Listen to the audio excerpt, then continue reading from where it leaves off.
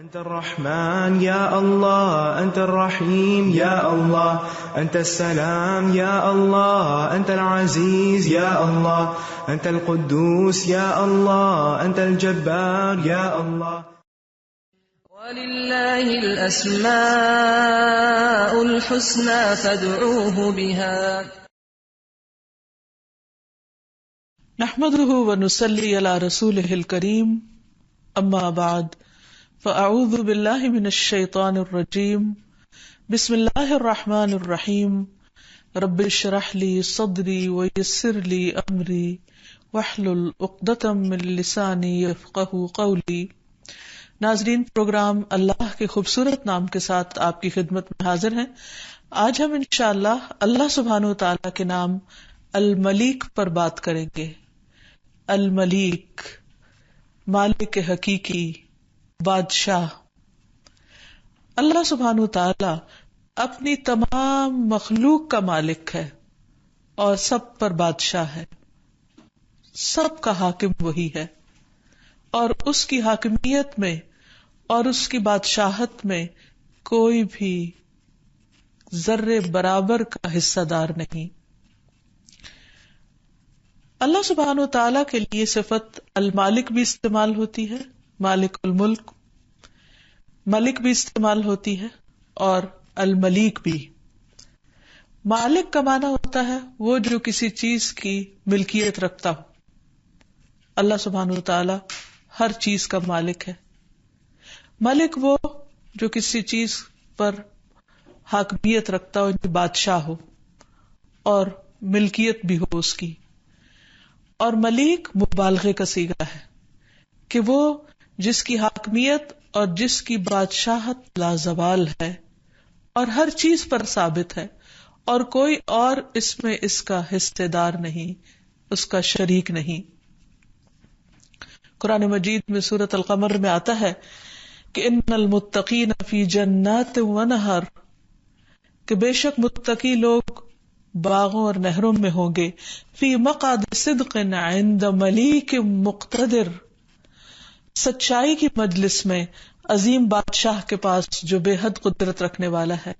یعنی اللہ سبحانہ و تعالیٰ کی یہ صفت وہاں بیان ہوئی ہے کہ جب اللہ تعالیٰ اپنے محبوب بندوں کو اپنے دیدار کے لیے، اپنی ملاقات کے لیے بلائیں گے تو اس وقت وہ الملیک ہوں گے، یعنی حقیقی معنوں میں بادشاہ اور عظیم تر بادشاہ.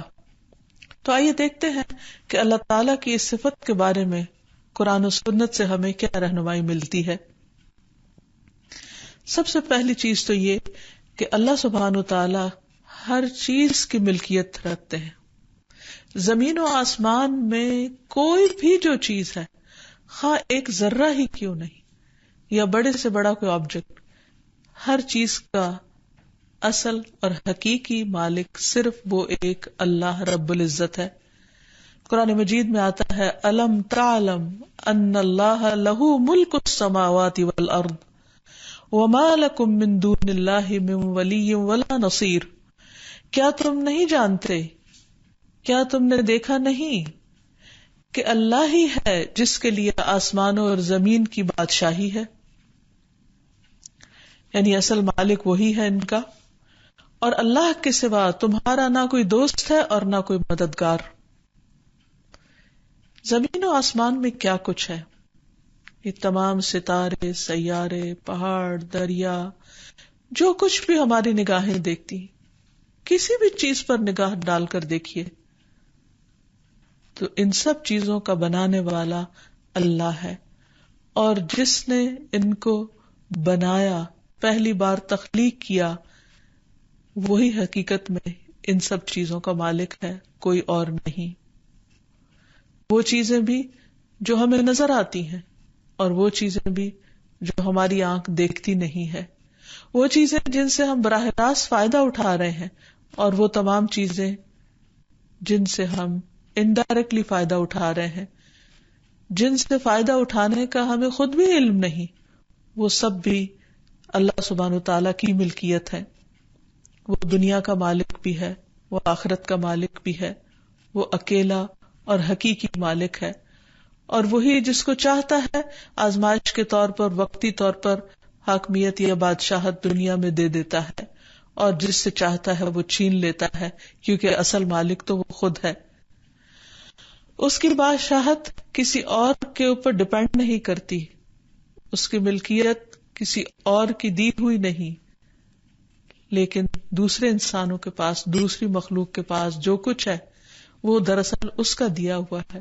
اس کے باقی رہنے کا انحصار بھی اس ذات پر ہے. تو آسمان و زمین کی ساری بادشاہت اسی کے پاس ہے، وہی ہر چیز کا مالک ہے. ایک دوسری جگہ پر بھی فرمایا وَلِلَّهِ مُلْكُ السَّمَاوَاتِ وَالْأَرْضِ وَاللَّهُ عَلَى كُلِّ شَيْءٍ قَدِيرٌ. آسمان اور زمین کا مالک اللہ ہی ہے اور اللہ ہر چیز پر قادر ہے. یعنی صرف مالک نہیں بلکہ وہ ان چیزوں پر تصرف بھی کر سکتا ہے، انہیں جیسے چاہے استعمال کر سکتا ہے، انہیں چاہے تو باقی رکھے، انہیں چاہے تو ختم کر دے. جبکہ دنیا میں بعض اوقات انسان کسی چیز کا مالک ہوتے ہوئے بھی پوری طرح اس میں تصرف نہیں کر سکتا، ان کو اپنی مرضی کے مطابق استعمال نہیں کر سکتا، کیونکہ کمپلیٹ اور مکمل ملکیت انسان کی اس پر نہیں ہوتی. اور بعض اوقات انسان کی مرضی ہوتی بھی ہے، اس کے پاس کچھ اختیارات ہوتے بھی ہیں، لیکن جیسے وہ ان کو استعمال کرنا چاہتا ہے ویسے کر نہیں پاتا. اس کے راستے میں بے شمار رکاوٹیں ہوتی ہیں، جبکہ اللہ سبحانہ وتعالیٰ کے لیے کسی بھی کام کے کرنے میں کوئی رکاوٹ نہیں ہوتی. ایک اور جگہ پر فرمایا للہ ملک السماوات والارض وما فیہن. اللہ کے لیے ہے بادشاہت آسمان و زمین کی اور جو ان کے بیچ میں ہے، ان سب چیزوں کی بھی. پھر ایک جگہ پر چیلنج کرتے ہوئے فرمایا قل من بیدہ ملکوت کل شیء. آپ کہہ دیجئے، ان سے پوچھئے تو صحیح کہ کس کے پاس ہے بادشاہت یا ملکیت ہر چیز کی. وَهُوَ يُجِيرُ وَلَا يُجَارُ عَلَيْهِ إِن كُنتُمْ تَعْلَمُونَ. اور وہ پناہ دیتا ہے اور اس کے مقابلے میں پناہ نہیں دی جاتی، اگر تم جانتے ہو.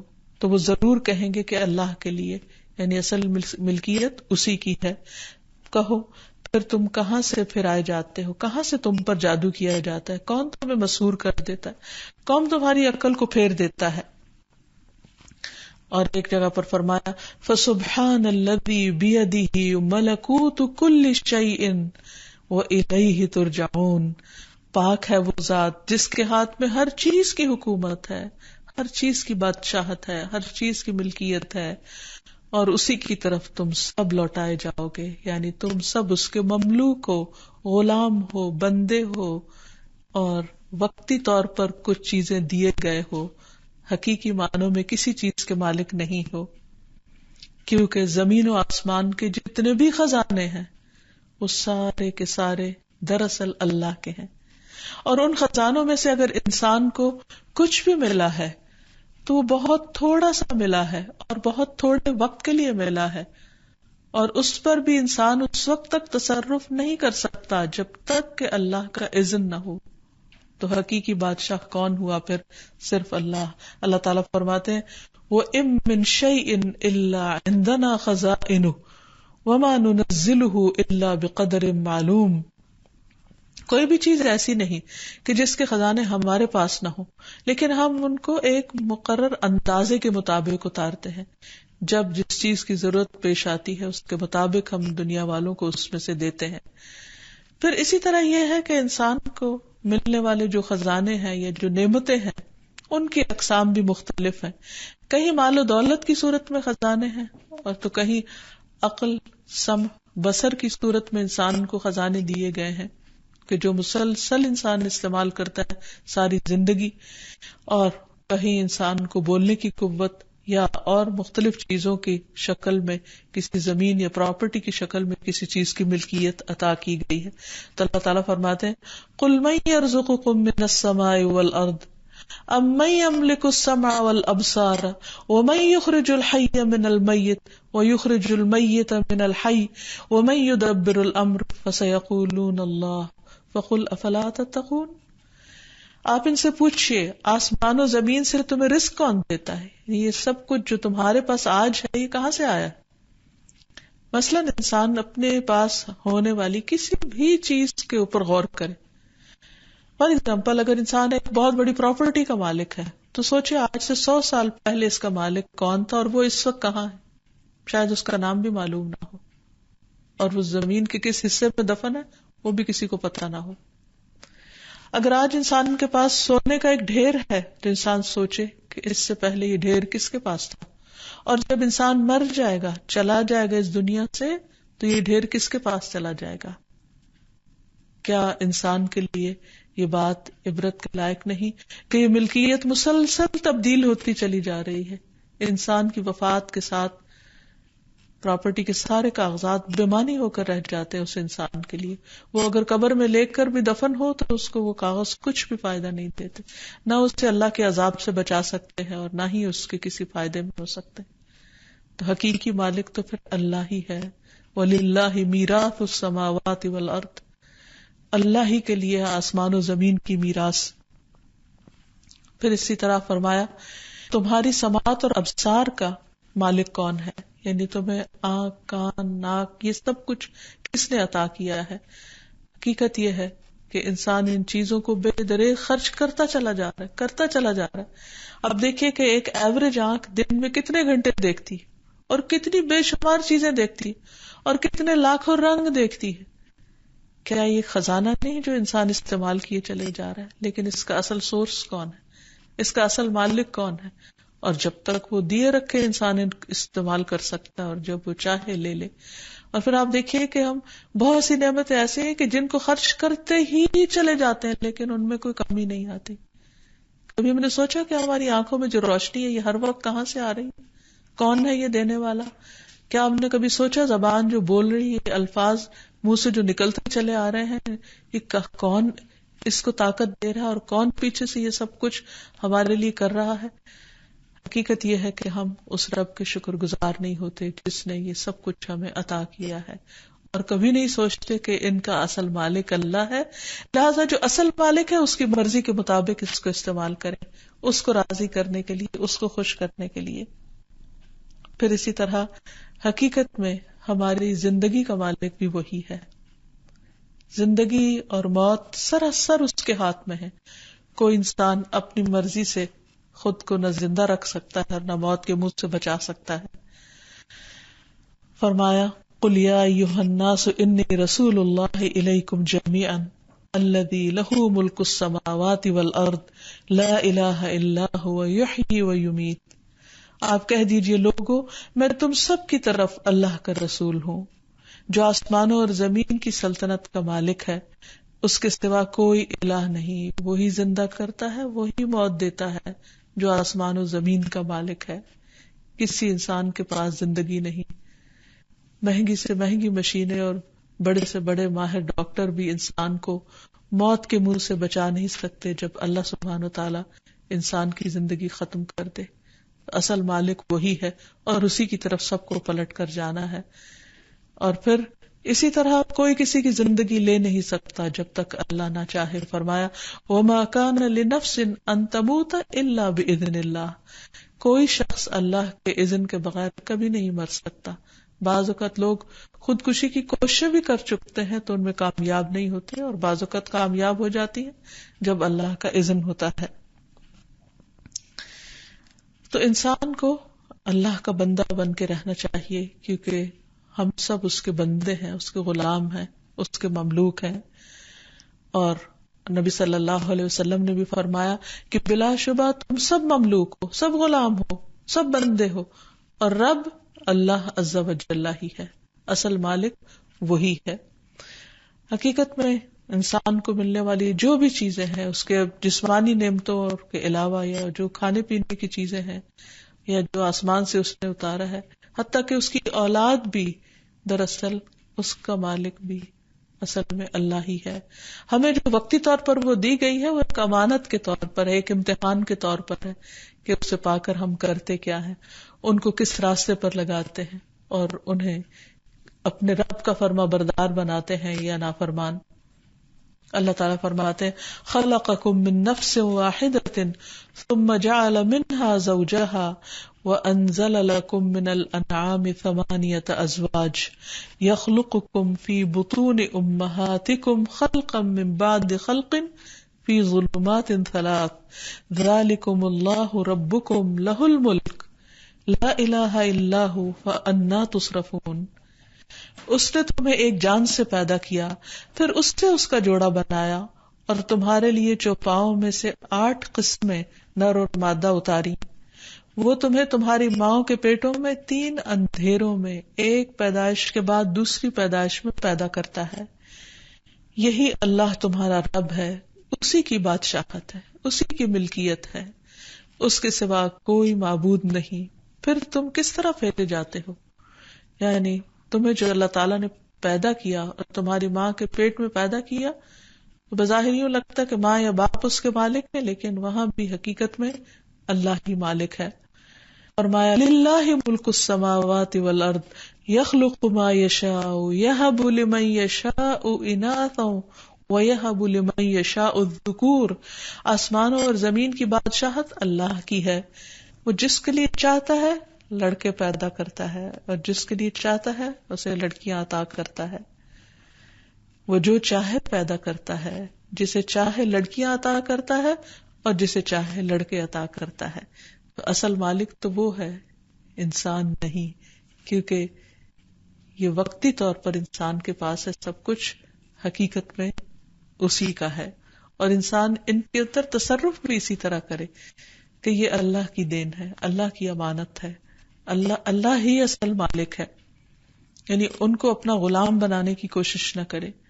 پھر یہ یاد رہے کہ ہدایت اور گمراہی کا مالک بھی اللہ ہی ہے، وہ جسے چاہے ہدایت دے اور جسے چاہے بھٹکا دے. یہ اس کی حکمت اور اس کی مصلحت ہے کہ وہ کس کے لیے کیا فیصلہ کرے اور کس کو کس چیز سے نوازے. جابر رضی اللہ عنہ بیان کرتے ہیں کہ رسول اللہ صلی اللہ علیہ وسلم ہمیں خطبہ دیا کرتے تھے اور اس میں اللہ تعالیٰ کی وہ حمد و ثنا بیان کرتے جو اس کے شایان شان ہے. پھر فرماتے جس کو اللہ ہدایت دے اسے کوئی گمراہ نہیں کر سکتا، اور جسے وہ گمراہ کر دے اسے کوئی ہدایت دینے والا نہیں، اور بہترین بات اللہ تعالیٰ کی کتاب ہے. یعنی اللہ سبحانہ و تعالیٰ ہی ہدایت کا مالک ہے. ایک اور جگہ پر قرآن مجید میں اس بات کو اس طرح واضح کیا گیا کہ انک لا تہدی من احببت، کہ اے حبیب محمد صلی اللہ علیہ وسلم آپ اس کو ہدایت نہیں دے سکتے جس سے آپ محبت رکھتے ہیں. یعنی آپ کوشش کر سکتے ہیں، آپ اس کو راہ دکھا سکتے ہیں، لیکن اس کے دل میں بات اتارنا، اس کا دل کھولنا اور اس کو ریسپٹیو بنانا، اسے قبولیت کے لائق بنانا، یہ دراصل اللہ ہی کا کام ہے اور یہ اس کی خاص حکمت ہے. لیکن اس موقع پر عموماً شیطان انسان کے دل میں وسوسہ ڈالتا ہے کہ اگر اللہ کو منظور ہوگا تو ہدایت مل جائے گی، اگر وہی نہیں چاہتا تو ہم ہدایت کہاں سے حاصل کریں. تو بات یہ کہ اللہ تعالیٰ اپنے بندوں پر ظلم نہیں کرتا، وہ کسی کے اوپر جبر نہیں کرتا کہ کوئی شخص ہدایت چاہتا اور وہ زبردستی اس پر گمراہی مسلط کرتے. وہ جس کو چاہتا ہے ہدایت دیتا اور گمراہ کرتے کا مطلب یہ ہے کہ وہ زیادہ بہتر جانتا ہے کہ کون کس چیز کا اہل ہے. پھر اسی طرح کسی کو معاف کرنا اور کسی کو سزا دینا یہ بھی مکمل طور پر اللہ تعالیٰ کے اختیار میں ہے. قرآن مجید میں آتا ہے وَلِلَّهِ مُلْكُ السَّمَاوَاتِ وَالْأَرْضِ يَغْفِرُ لِمَن يَشَاءُ وَيُعَذِّبُ مَن يَشَاءُ وَكَانَ اللَّهُ غَفُورًا رَحِيمًا. اللہ ہی کا ہے جو کچھ آسمانوں میں ہے اور جو زمین میں ہے، جسے چاہتا ہے بخش دیتا ہے اور جسے چاہتا ہے عذاب دیتا ہے، اور اللہ تعالیٰ غفور الرحیم ہے. یعنی اس کی صفت بخشنے والا مہربان ہے، غفور الرحیم ہے، لیکن اس کے باوجود اس کے ہاں جزا اور سزا دونوں چیزیں ہیں، اور جزا اور سزا کا تصرف اپنی مرضی کے مطابق کرتا ہے. اس لیے اللہ سبحانہ وتعالیٰ سے ڈرتے رہنا چاہیے، اس کی رحمت کو پکارتے رہنا چاہیے اور اس کے عذاب سے پناہ مانگنی چاہیے. پھر اسی طرح انسانوں کے حقیقی نفع نقصان کا مالک بھی صرف اللہ ہے. فرمایا قل اتعبدون من دون اللہ ما لا یملک لکم ضرا ولا نفعا واللہ هو السمیع العلیم. کہہ دیجئے کیا تم اللہ کے سوا اس چیز کی عبادت کرتے ہو جو تمہارے لیے نہ کسی نفع کی مالک ہے نہ نقصان کے، اور اللہ ہی سب کچھ سننے والا سب کچھ جاننے والا ہے. یعنی قدیم زمانے میں اور آج بھی لوگ اللہ کو چھوڑ کر اوروں کے در پر جاتے ہیں یا اوروں کے آگے سر جھکاتے ہیں یا ان کے نام پر صدقہ خیرات کرتے ہیں یا ان سے ڈرتے ہیں یا ان کو اپنی قسمتوں کا مالک سمجھتے ہیں یا ان سے خوف کھاتے ہیں، تو اس کے بارے میں بھی واضح طور پر فرما دیا کہ نہیں، وہ رازق نہیں ہے، فائدہ ان کے پاس نہیں ہے، فائدہ حقیقی معنوں میں اللہ ہی کے پاس ہے۔ اگر بندوں میں سے کسی کے پاس وقتی طور پر کوئی اختیار ہے تو بھی دراصل اللہ ہی کا دیا ہوا، اور اللہ تعالیٰ جب چاہے اس کا اختیار ختم کر دے۔ اس لیے انسان کو دراصل اللہ ہی سے ڈرتے رہنا چاہیے، بندوں سے نہیں۔ اور پھر خصوصاً یہ کہ اللہ کا در چھوڑ کر کسی مشکل تکلیف اور پریشانی کی حالت میں اس کا در چھوڑ کر کسی اور در پر نہیں جانا چاہیے، کیونکہ ہر چیز کا مالک دراصل اللہ ہی ہے۔ اگر وہ فائدہ دینا چاہے تو پوری دنیا مل کر نقصان نہیں دے سکتی، اور اگر وہ نقصان دینا چاہے تو پوری دنیا مل کر بھی انسان کو بچا نہیں سکتی۔ فرمایا قل فمن یملک لکم من اللہ شیئا ان اراد بکم ضرا او اراد بکم نفعا بل کان اللہ بما تعملون خبیرا۔ آپ ان سے کہیے کون ہے جو تمہارے حق میں اللہ کے سامنے کچھ بھی اختیار رکھتا ہو، اگر وہ نقصان پہنچانا چاہے یا نفع بخشنا چاہے، بلکہ جو تم کہہ رہے اور کر رہے ہو اللہ اس سے پوری طرح باخبر ہے، تمہارے سارے اعمال اس کے سامنے ہیں، تم اس سے کہیں بھی چھپ نہیں سکتے، اس کی گرفت سے تمہیں کوئی بچا نہیں سکتا۔ وَمَن يُرِدِ اللَّهُ فِتْنَتَهُ فَلَن تَمْلِكَ لَهُ مِنَ اللَّهِ شَيْئًا، اور جسے اللہ ہی نے فتنے میں مبتلا رکھنے کا ارادہ کیا ہو تو اسے اللہ کی گرفت سے بچانے کے لیے آپ کچھ نہیں کر سکتے۔ یعنی یہ انسانوں کے لیے بہت بڑا امتحان ہے، بہت بڑی آزمائش ہے کہ انسان ایسے موقعوں پر کیسے پھسل جاتا ہے اور اصل راہ کو چھوڑ دیتا ہے۔ حقیقت یہ ہے کہ انسان کے لیے کوئی بھی دکھ، تکلیف اور پریشانی ایک بہت بڑی آزمائش ہوتی ہے، اور اس میں انسان کے ایمان کا امتحان ہوتا ہے، اور شیطان انسان کو اللہ تعالیٰ سے مسلسل مایوس کر رہا ہوتا ہے تاکہ انسان اللہ کو چھوڑ کر اوروں کی طرف جھکے، مائل ہو، اور پھر شرک میں مبتلا ہو جائے۔ اور شرک ایسی چیز ہے کہ اگر انسان تھوڑا سا بھی شرک کر دے، ذرے برابر بھی شرک کر دے، تو اس کی زندگی بھر کے اعمال برباد ہو کر رہ جاتے ہیں۔ اللہ سبحانہ و تعالی سارے گناہ معاف کر دے گا لیکن شرک کا گناہ نہیں معاف کرے گا۔ اسی لیے اپنی عبادت میں، اپنے سجدوں میں، اپنی دعاؤں میں صرف اور صرف اللہ سبحانہ و تعالی ہی کو سامنے رکھنا چاہیے، کسی اور کو نہیں، کیونکہ کوئی اور کسی چیز کا مالک نہیں ہے، حتیٰ کہ پیغمبر بھی مالک نہیں ہے۔ اسی لیے ہم دیکھتے ہیں کہ عیسیٰ علیہ السلام کے بارے میں اللہ تعالیٰ فرماتے ہیں لَقَدْ كَفَرَ الَّذِينَ قَالُوا إِنَّ اللَّهَ هُوَ الْمَسِيحُ ابْنُ مَرْيَمَ قُلْ فَمَنْ يَمْلِكُ مِنَ اللَّهِ شَيْئًا إِنْ أَرَادَ أَنْ يُهْلِكَ الْمَسِيحَ ابْنَ مَرْيَمَ وَأُمَّهُ وَمَنْ فِي الْأَرْضِ جَمِيعًا وَلِلَّهِ مُلْكُ السَّمَاوَاتِ وَالْأَرْضِ وَمَا بَيْنَهُمَا يَخْلُقُ مَا يَشَاءُ وَاللَّهُ عَلَى كُلِّ شَيْءٍ قَدِيرٌ۔ یقیناً ان لوگوں نے کفر کیا جنہوں نے کہا کہ مسیح ابن مریم ہی اللہ ہے، یعنی وہ رب ہے۔ آپ ان سے پوچھئے اگر اللہ تعالیٰ مسیح ابن مریم کو، اس کی والدہ کو اور جو کچھ بھی زمین میں ہے ان سب کو ہلاک کرنا چاہے تو کس کی مجال ہے کہ وہ اللہ کو اس ارادے سے روک سکے؟ یعنی اللہ سبحانہ وتعالیٰ ہی کا اصل اختیار ہے، اور جو کچھ آسمان اور زمین اور ان کے درمیان ہے سب اللہ ہی کی ملکیت ہے۔ وہ جو کچھ چاہتا ہے پیدا کرتا ہے، اللہ ہر چیز پر قادر ہے۔ اس لیے انسان کو کبھی بھی اس بھول میں نہیں رہنا چاہیے کہ اگر اللہ سبحانہ و تعالیٰ پکڑنے کا ارادہ کرے گا تو کوئی اور بچا لے گا یا چھڑا لے گا، یا انسان کسی اور کے دامن میں پناہ لے لے گا، یا کوئی اور اس کی حفاظت کرے گا۔ ہرگز بھی نہیں، کیونکہ کوئی اس کی ملکیت میں شریک ہی نہیں، اس نے کسی کو اپنا شریک بنایا ہی نہیں۔ فرمایا الذی لہ ملک السماوات والارض ولم یتخذ ولدا ولم یکن لہ شریک فی الملک، واضح اعلان کر دیا ولم یکن لہ شریک فی الملک وخلق کل شیء فقدرہ تقدیرا۔ وہ ذات کہ اسی کے لیے آسمان و زمین کی بادشاہت، اور اس نے نہ کوئی اولاد بنائی اور نہ کبھی بادشاہی میں کوئی اس کا شریک بنا، اور اس نے ہر چیز کو پیدا کیا اور اس کا اندازہ مقرر کیا، پورا اندازہ، یعنی ہر چیز کو نئے سرے سے پیدا کیا، اس کی پلاننگ بھی خود کی، اس کی تخلیق بھی، اس کی زندگی بھی خود مقرر کی، اس کے خاتمے کا وقت بھی خود مقرر کیا، اور اس کو جیسا چاہا رنگ دیا، جیسا چاہا ڈیزائن دیا، اور جتنی چاہے زندگی دی۔ اس میں کسی کا کوئی مشورہ نہیں ہے، اور نہ ہی کسی کا کوئی عمل دخل، نہ کسی نبی کا، نہ کسی ولی کا، نہ کسی اور ہستی کا۔ پھر اسی طرح پھر یہ بھی یاد رہے کہ اللہ سبحانہ وتعالیٰ کے سوا کوئی بھی تکلیف نہیں ہٹا سکتا۔ اللہ تعالیٰ فرماتے ہیں قُلِ ادْعُوا الَّذِينَ زَعَمْتُم مِّن دُونِهِ لَا يَمْلِكُونَ كَشْفَ الضُّرِّ عَنكُمْ وَلَا تَحْوِيلًا۔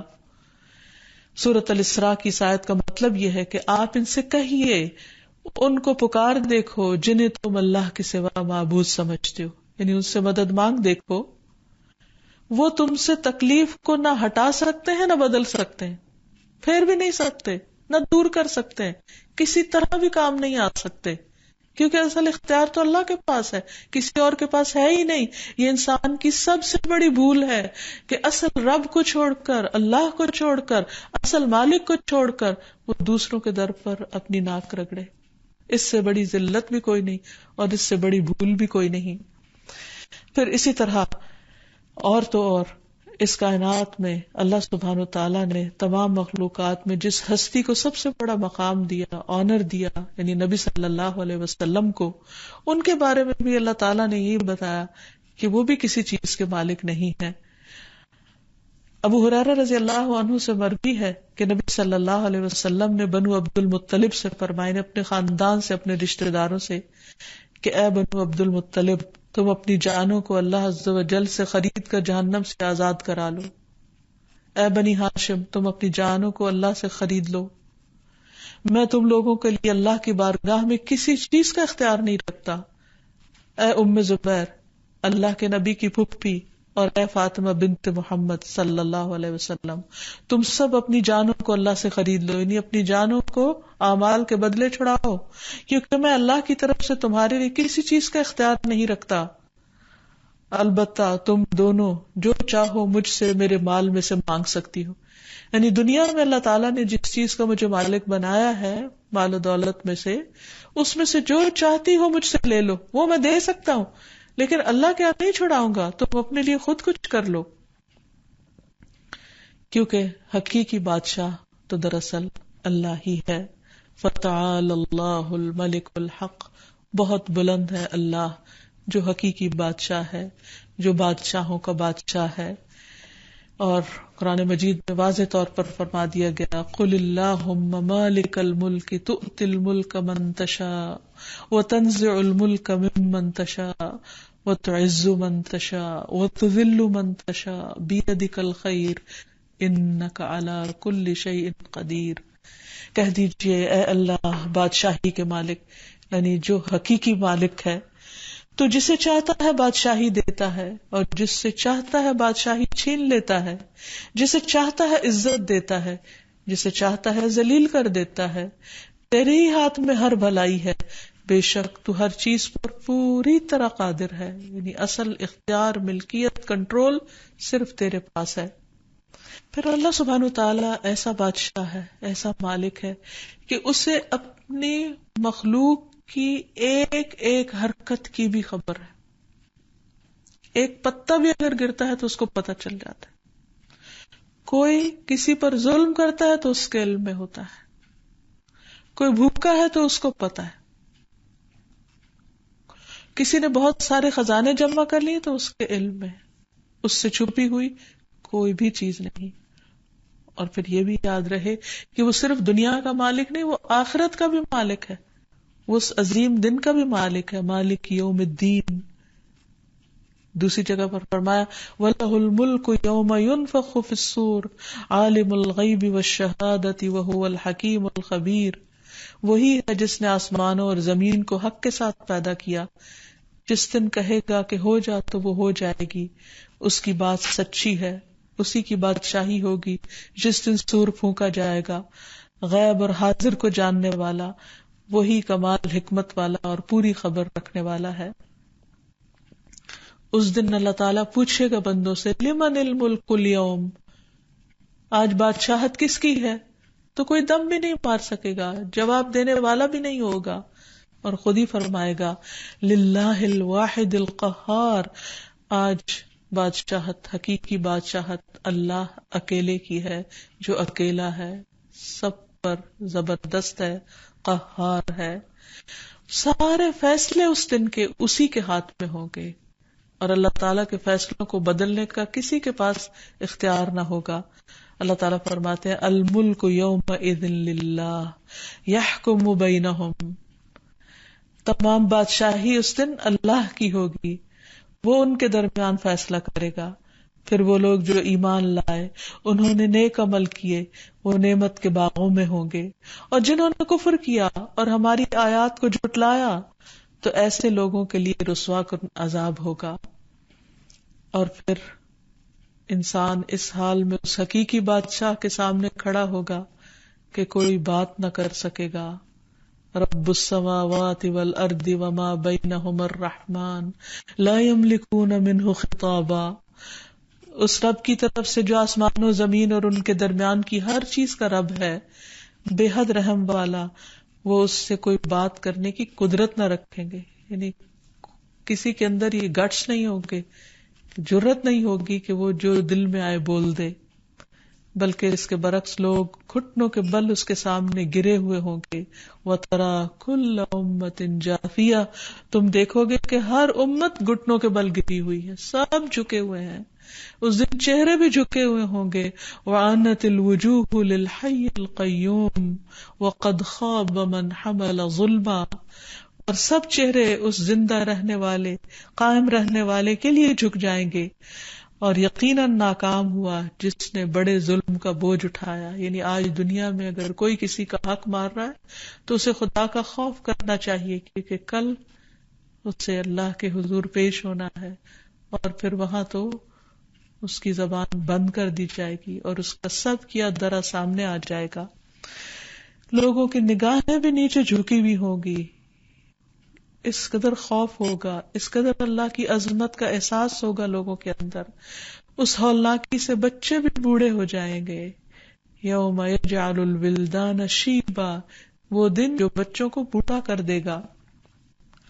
جب انسان اللہ سبحانہ و تعالیٰ کے اسلام کو سمجھ لیتا ہے، جان لیتا ہے، اس کی معرفت حاصل کر لیتا ہے، تو اس کے مطابق پھر اپنی زندگی میں تبدیلی بھی لاتا ہے، اور یہی اس کے فائدے میں ہے۔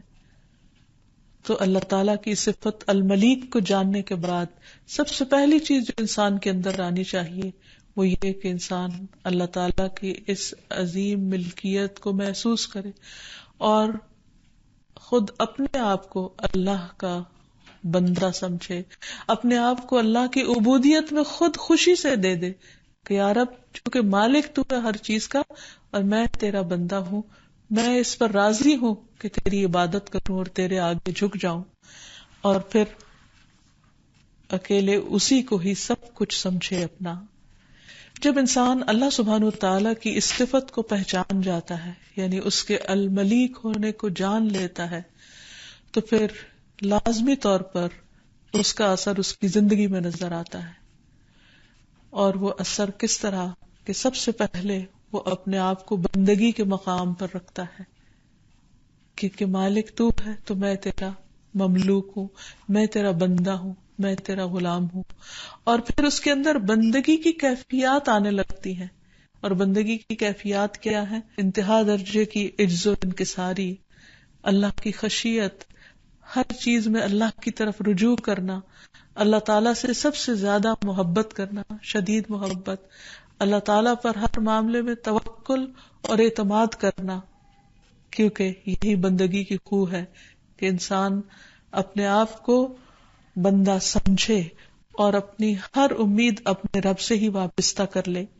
لیکن حقیقت یہ ہے کہ یہ سب کچھ جاننے کے باوجود انسان بار بار بھولتا ہے، کیونکہ انسان کی آزمائش مختلف چیزوں کے ساتھ کی گئی ہے، جن میں سب سے بڑی آزمائش خود اس کا نفس ہے، اور انسان کا نفس انسان کو برائی پر اکساتا رہتا ہے، انسان کے لیے ایسی چیزوں کو خوشنما بنا دیتا ہے کہ جو اللہ تعالیٰ کی نافرمانی کی ہوتی ہے، لہذا ان چیزوں کو چھوڑنا اس کے لیے مشکل ہو جاتا ہے. اور پھر انسان کے اندر تکبر والی صفت، یعنی اپنے آپ کو کچھ سمجھنا، اپنے آپ کو منوانا، اور اس منوانے کے شوق میں بعض اوقات اللہ کی نافرمانی کے کام کرنا. تو اس لیے انسان کا جو امتحان ہے وہ بھی اسی راستے سے، اس کی بندگی یا اس کی عبودیت کے راستے یہ رخ سے آتا ہے. تو انسان ہر لمحہ اپنے نفس کا جائزہ لیتا رہے. نبی صلی اللہ علیہ وسلم نے فرمایا، جس شخص کی روح اس کے جسم سے اس حال میں جدا ہوگی کہ وہ 3 چیزوں سے بری ہوگا تو وہ جنت میں داخل ہوگا. نمبر 1 قرض، نمبر 2 تکبر، اور نمبر 3 مال غنیمت میں خیانت. یعنی اگر کسی شخص کے اندر اپنی بڑائی کا احساس نہیں ہوگا اور بندگی کا احساس غالب ہوگا کہ اللہ میں تیرا مسکین عاجز غلام بندہ ہوں اور سارے فائدوں اور ساری رحمتوں کا مالک تو ہے، تو مجھ پر رحم فرما دے، تو ایسا بندہ اللہ تعالیٰ کی رحمت میں ہوگا. پھر اسی طرح دوسری چیز جس سے انسان کی آزمائش ہوتی ہے وہ شیطان ہے اور شیطانی اخلاق ہے. اور شیطان نے چونکہ خود حسد کیا تھا تو انسان کے اندر مختلف لوگوں کے ساتھ جیلسیز اور بغض اور عداوت اور حقد اور حسد پیدا کرتا رہتا ہے، اور اس سے انسان کا نکلنا بہت ضروری ہے. اور اس کے لیے بہت بہترین گر یہ ہے کہ انسان کسی کی بھی نعمت کو یہ دیکھ کر خوشی محسوس کرے کہ یہ میرے رب کی دی ہوئی ہے. جب انسان یہ جان لیتا ہے کہ اصل مالک اللہ ہے اور تقسیم بھی اسی کی ہے اور یہ اس کی تقسیم ہے، کسی کو زیادہ دیا اور کسی کو کم دیا، تو انسان اس وبال اور اس مشکل سے نکل آتا ہے. ورنہ تو ان الانسان خلق ہلوعا اذا مسہ الشر جزوعا واذا مسہ الخیر منوعا. انسان تھوڑ دلا بنایا گیا ہے، کمزور دل کا ہے. جب تکلیف پہنچتی ہے تو جلد گھبرا جاتا ہے، جب بھلائی ملتی ہے تو بہت روکنے والا بن جاتا ہے، یعنی پھر وہ دوسروں تک اس خیر کو نہیں جانے دیتا، اور اس کے نفس کے اندر بخل اور خود پسندی جیسے منفی جذبات پائے جاتے ہیں. پھر تیسری چیز جس کے ذریعے انسان آزمایا جاتا ہے وہ اس کی بدنی ضروریات ہوتی ہیں. انسان کے ساتھ بھوک اور اس مختلف طرح کی خواہشات ہیں اور دنیا اس کے لیے مزین کر دی گئی ہے. تو اس امتحان سے نکلنا بھی ایک بہت مشکل کام ہوتا ہے کہ انسان اپنے لیے حلال اور پاکیزہ راستوں سے رزق تلاش کرے. اس لیے جو شخص اپنے رب کو اپنا مالک، اپنا رازق سمجھتا ہے کہ میرے سارے معاملات اس کے حوالے ہیں، تو وہ اس پر توکل کرتے ہوئے پھر اس آزمائش سے بھی نکل آتا ہے اور مکمل طور پر اللہ تعالیٰ کی اطاعت اور فرما برداری میں اپنے آپ کو دے دیتا ہے اور اپنے رب کے فرمان کو سنتا ہے. وَأَنِيبُوا إِلَىٰ رَبِّكُمْ وَأَسْلِمُوا لَهُ، اور اپنے رب کی طرف پلٹاؤ اور اس کے مطیع فرما بردار بن جاؤ، اور پھر عاجزی اختیار کرتا ہے، اللہ کے لیے جھک جاتا ہے، جھگڑا چھوڑ دیتا ہے، دوسرے انسانوں کو عزت دیتا ہے. اللہ تعالیٰ نے جن لوگوں کو جو مقام دیا ہے ان کے مقام کو پہچاننے کی صلاحیت اس کے اندر پیدا کر دیتا ہے. اللہ تعالیٰ کی تقسیم پر راضی ہو جاتا ہے. ایسا شخص اپنے عمل سے، اپنے فعل سے بھی عاجزی کا اظہار کرتا ہے، اور پھر جن بندوں کو اللہ تعالیٰ نے اس کے اختیار میں دے رکھا ہو ان پر وہ ظلم نہیں کرتا، نہ اپنے ماتحت لوگوں پر، اپنے سب آرڈینیٹس پر، یا اپنے خادموں پر، اپنے سرونٹس پر، غلاموں پر. پھر اسی طرح جو اس سے کمزور لوگ ہیں، یتیم ہیں، مسکین ہیں، یا معاشرے کے پسے ہوئے لوگ ہیں، ان کے ساتھ بھی ہمدردی اور محبت کا اظہار کرتا ہے. پھر اسی طرح جانوروں پر ظلم نہیں کرتا، کائنات کی ایک ایک چیز کے ساتھ وہ خیرخواہی کا معاملہ کرتا ہے. اور آخر میں یہ کہ انسان اللہ سبحانہ وتعالیٰ کو مالک سمجھتے ہوئے اس کی صفت کے ساتھ دعا بھی کرتا رہے اور ہر حاجت اور ضرورت میں اس کی طرف رجوع کرے، کیونکہ ہر چیز کے خزانے اس کے ہاتھ میں ہیں اور وہ دینے پہ آئے اور ساری مخلوق کو بھی دے تو کچھ کمی نہیں آتی. اور خصوصاً یہ صفت الملک، اس کے ساتھ صبح و شام کی دعاؤں میں ایک دعا ملتی ہے جس میں اس کا ذکر آتا ہے، اس کو پڑھنا نہ بھولے. ابو بکر صدیق رضی اللہ عنہ نے کہا، اے اللہ کے رسول صلی اللہ علیہ وسلم، مجھے کچھ کلمات ارشاد فرمائیے جو میں صبح شام پڑھتا رہوں۔ آپ نے فرمایا، یہ پڑھا کرو، قل اللہم فاطر السماوات والارض عالم الغیب والشہادہ رب کل شیء وملیکہ اشہد ان لا الہ الا انت اعوذ بک من شر نفسی وشر الشیطان وشرکہ۔ اے اللہ، آسمان و زمین کے پیدا کرنے والے، پوشیدہ اور ظاہر کے جاننے والے، ہر شے کے پالنے والے اور اس کے مالک، میں گواہی دیتا ہوں کہ تیرے سوا کوئی معبود نہیں۔ میں اپنے نفس کی شرارت، شیطان کے شر اور اس کے شرک سے تیری پناہ میں آتا ہوں۔ یہ دعا صبح شام اور بستر پر جاتے وقت پڑھنی چاہیے۔ اللہ تعالی ہمیں اپنی رحمتوں سے نوازے۔ وآخر دعوانا ان الحمد للہ رب العالمین۔ سبحانک اللہم وبحمدک، اشہد ان لا الہ الا انت، استغفرک واتوب الیک۔ السلام علیکم ورحمۃ اللہ أنت وبرکاتہ۔ القاهر يا الله، أنت الحسيب يا الله، أنت الشافي يا الله، أنت المبين يا الله، أنت الوكيل يا الله، أنت القيوم يا الله، أنت المتين يا الله، أنت السبوح يا الله، لا إله إلا الله محمد رسول الله، لا إله إلا الله محمد رسول الله۔